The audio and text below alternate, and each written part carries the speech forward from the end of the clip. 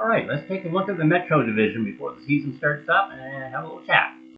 Hey folks, Joe here, another quick video for today. Today we're going to do something a little bit different. Came up with this idea for the channel. It's a brand new channel, by the way, if you don't know that. We just started this less than 3 weeks ago.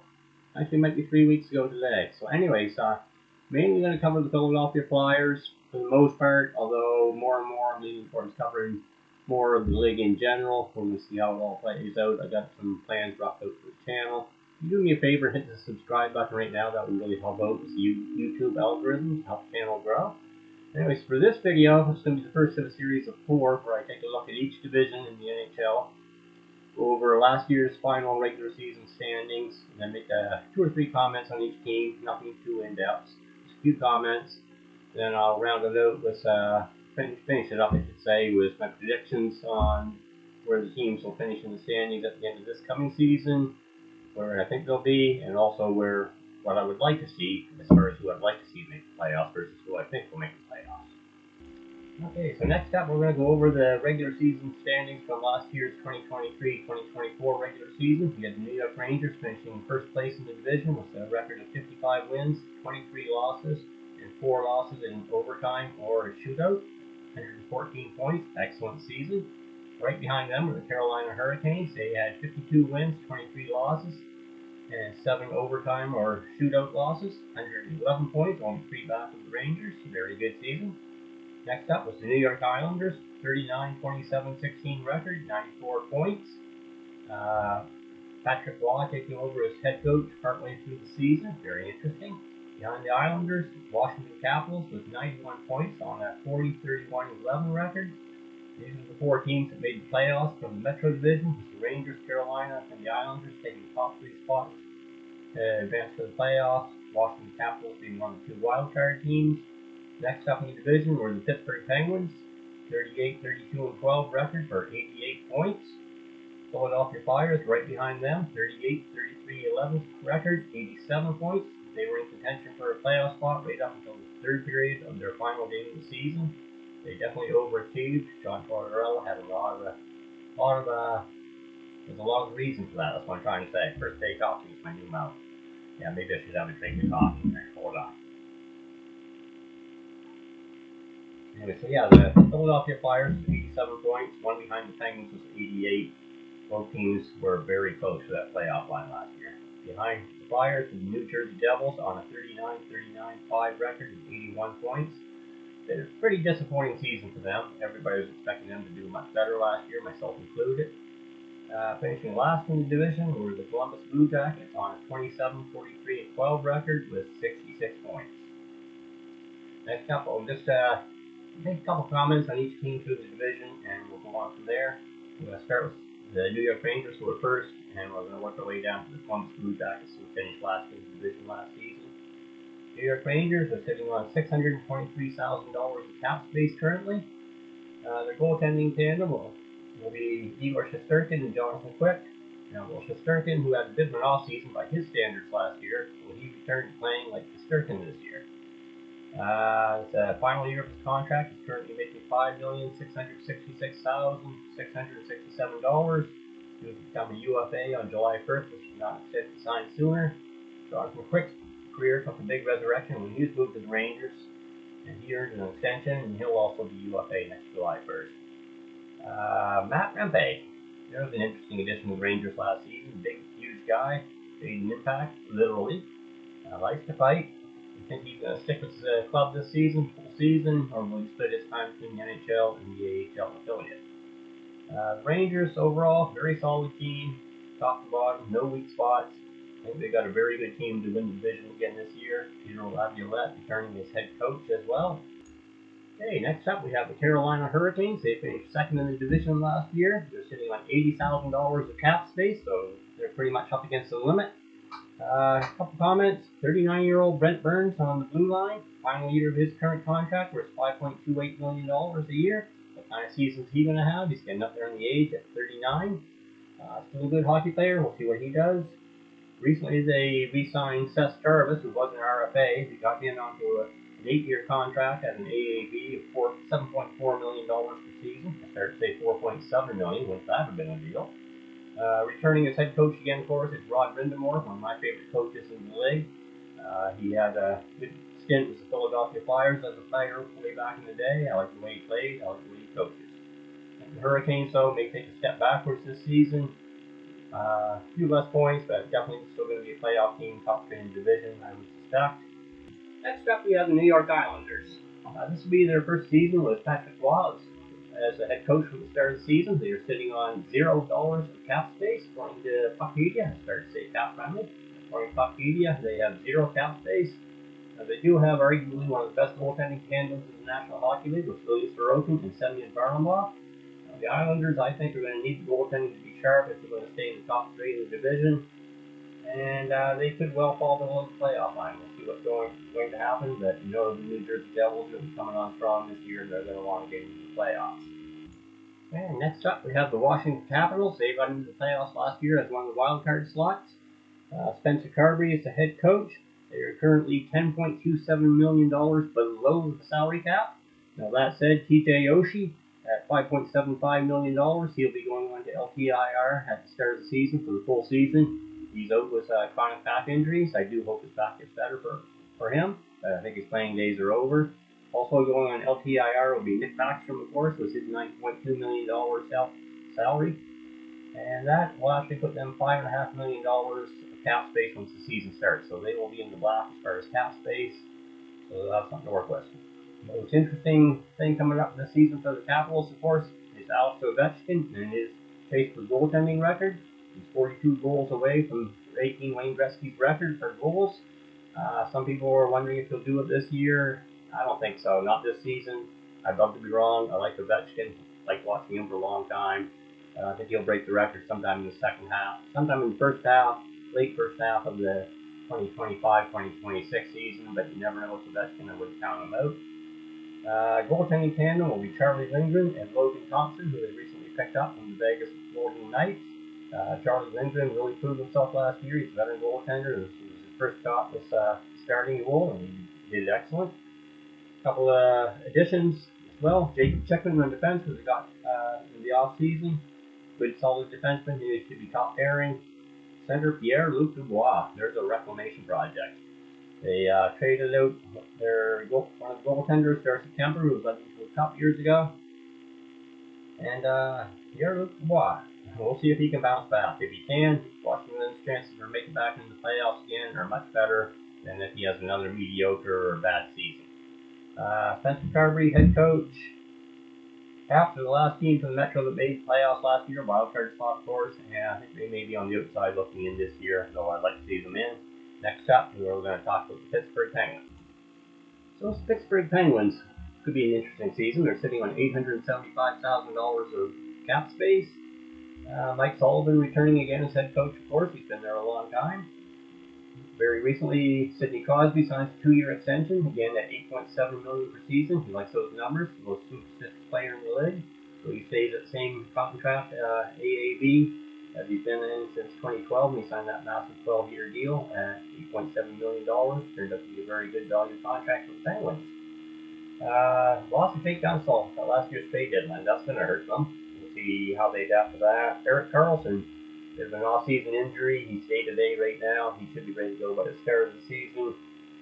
And I think it's a long shot for them to get back in the playoffs, but we will see. You never count out the team with Crosby, Melton, Letang, Karlsson. We'll see what happens. Okay, the Philadelphia Flyers. Now, according to Puckpedia, they are $837,000 above the salary cap currently, but we'll see how that plays out. They did terminate the contract of Ryan Johansson, but I believe that money is still showing. If that does come off, then they'll be well below the cap, have a little bit of money to play with. Goaltending. That could be a big question mark for the Flyers this season. They're going into the season with Sam Ersson and Fedotov as the starters. Fedotov only played 3 games last year, coming over from Russia late in the season. I think he's going to be a good goaltender. He's going to push Ersson for the starting slot later in the season, I think, once he gets used to the North American style. Their other top goaltending prospect, Kolosov, not reporting to training camp. Apparently wants to be guaranteed a spot on the NHL club. Doesn't want to play in the AHL, otherwise he's going to stay and play in the KHL. Matvei Michkov, Flyers rookie. He's a lot of hype around this guy. lots of offense, lots of upside. It's going to be interesting to see how he and Coach Tortorella get along. Tortorella's going to want to play a complete game, both ends of the ice. It's going to take a little while for Mishkov to adapt, but I think he's going to be a top candidate for the Calder Trophy this year as Rookie of the Year. We already mentioned Ryan Johansson's contract termination. Returning as head coach, of course, is John Tortorella, who got them very close to the playoff line last year, did an excellent job as coach, and it'll be interesting to see what he can do with them this year. I did a video on Tortorella about 3 weeks ago. It was one of the first videos I did on this new channel. Again, like I mentioned, it's a brand new channel. Do me a favor, hit that subscribe button. I'd really appreciate that. It'll be an interesting season for the Flyers. They overachieved last year. I would not be surprised to see them take a little bit of a step back this year and again be on the outside looking in, but I would love to be wrong. Okay, with the New Jersey Devils, they are sitting on $4.98 million cap space currently, so they got a little bit of money to play with, which is always good. Cap space is a very valuable weapon in today's NHL. Taking over as head coach this year, Sheldon Keefe, former coach of the Toronto Maple Leafs. We'll see what he can do with the New Jersey Devils. I think some of their offensive-minded players, guys like Jack Hughes, Timo Meier, Nico Hischier, I think they're going to like playing under Sheldon Keefe and see what their offense can do. I expect big numbers from these guys. Another addition to the Devils this year is Jacob Markstrom, who they almost got last year. So Markstrom, along with Jake Allen, that'll be their tandem. Markstrom clearly is likely to be the starter. Jake Allen, very good backup. So they definitely improved the goaltending over last year, which was a major problem last season, and that's likely what kept them out of the playoff picture. They needed better goaltending, and now they've got it. Jack Hughes is healthy. He's ready to go. It's going to be exciting to watch him and his younger brother Luke, who's on the blue line, see what they can do this year. They're going to be a very exciting team to watch. I suspect they are not going to be seventh in the division this year. I expect they are going to be a playoff team and possibly a contender. And next up is the Columbus Blue Jackets. And what can we say? They're sitting on a huge amount of cap space. That's the upside for them. $44.8 million currently in cap space this year. They're actually $1.8 million below the salary cap floor of $65 million. Obviously, the number one story with Columbus, sadly, is the Donnie Gaudreau situation along with Donnie's brother Matthew, who recently passed away. I'm sure you all know about that. Not a lot that can really be said, but it's a very sad thing for hockey and for the Gaudreaus and their family and friends. They recently picked up James Van Riemsdyk, left wing free agent signing. They're still looking to add at least one more forward to get a little bit more depth there to get ready for the season. With Columbus Blue Jackets, there's absolutely zero pressure on them this year. Nobody expects anything big. Everybody's thinking about the Gaudreau situation. There is no pressure. And in net, we have Merzlikins and Tarasov as the tandem. Merzlikins has been wanting out, but his trade value has been low. He hasn't been playing that well, so they've been able to make a deal. So it looks like they're going to go into the season with Merzlikins and Tarasov. Looking like Tarasov's probably going to take the starter's role. Merzlikins being the backup. We'll see how that goes through the season. Maybe Elvis will get on a roll, and they'll be able to work out a trade for him at some point. Will goaltending be good enough? We'll see. Like I said, there's no pressure on them this season at all. No expectations. I would love to see them have some sort of Cinderella run and have a great season. I think everybody in the hockey world would like to see that. And now we will talk about my predictions for how the season's going to play out, the standings at the end of the year, who's going to be in the playoffs, who isn't, and maybe who I'd like to see in the playoffs versus who I think will be in the playoffs. My prediction for first overall in the division this year will be the New York Rangers, who were first last year as well. Can't really see any weakness with their team. No reason why they can't contend for first in the division. Second place, my prediction is New Jersey Devils, moving way up in the standings. I think they're going to be good under Sheldon Keefe and with Jacob Markstrom in goal as a starter. I think they're going to move up. Second place, my prediction, they could win the division. I think they're going to be a contender. Following that up, Carolina Hurricanes, who I think is going to take a bit of a step back in number of points overall, but I still think them in for third place in the division. Definitely a playoff team. Following them, I think it's going to be the Islanders. They're going to contend for a wild card slot. We'll see how they do. After all, it's going to keep things interesting. For fifth place in the Metro Division, I'm picking the Washington Capitals and Alex Ovechkin. I think the goaltending tandem of Lindgren and Logan Thompson's going to be pretty good. I think some of our veterans are going to have good seasons. And I see them finishing fifth overall. Sixth, I'm calling for the Philadelphia Flyers. My guys here. I'd like to see them finish higher, but realistically, I think 6th place is a reasonable guess. We'll see how it plays out. Right behind them, very close behind, I see the Pittsburgh Penguins. I think Washington, Philadelphia, and Pittsburgh, those three can go in any order at all. But I think the three of them are going to be all pretty close together. But I got the Penguins in 7th. Wouldn't mind being surprised. I'd love to see them in the playoffs again. Crosby, Melton, Letang, all these guys. I'd love to see it. Last in the division, I suspect is Columbus Blue Jackets. I think that's where pretty much everybody is expecting them to be this year. Expectations are low. If anybody could go on a Cinderella run in the entire league this year, I'd like to see Columbus. And I would love to see that. So that's my predictions for 1 through 8. That would have the New York Rangers, New Jersey Devils, Carolina Hurricanes as playoff teams for the Metro. Islanders contending for one of the 2 wildcard slots for sure.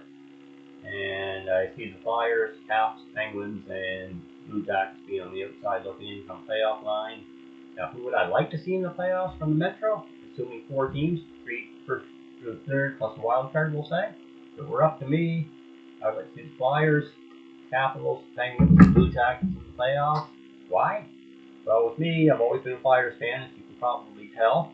So I would love to see them in the playoffs again. And remember back in the 70s when they won the 2 Stanley Cups. Washington Capitals, big Alex Ovechkin fan. I really want to see him get the goal scoring record. I turned into a Capitals fan a little bit after Ovechkin started lighting up the league early in his season, in his career. So love to see them in the playoffs again. See some playoff hockey from Ovechkin and the boys. Pittsburgh Penguins, what can I say? Sidney Crosby, Jenny Melkin, Chris Letang, Erik Karlsson. How much longer are these guys all going to be around in the league? See them go on a big run this year, get into the playoffs, go deep. I'd enjoy that very much. People think that if I'm a Flyers fan, I can't be a fan of the Penguins. That rivalry, but no, I like them too. And then, of course, the Columbus Blue Jackets, the growth situation, everything, all the adversity Columbus has faced over the last few years. If they could go on a run and make the playoffs, whether it's a wild card or top 3 in the division, which is a long shot. But I think the whole hockey world would be very happy with that. So those are my predictions. Do I expect to be accurate? Not really. Just my predictions. Let me know what you think in the comments down below. Who you think should be the playoff teams from the Metro? Who's going to maybe surprise a little bit? Who's going to fall back? Who you're pulling for? And in a few days, we'll do probably the Atlantic Division next, and we'll move on to the Western Conference and do the same thing there. We'll get these all done up before the season starts, of course. And some other videos coming up very shortly. So again, new channel. I'd really appreciate it if you do me a favor and hit the subscribe button. That would go a long ways for me.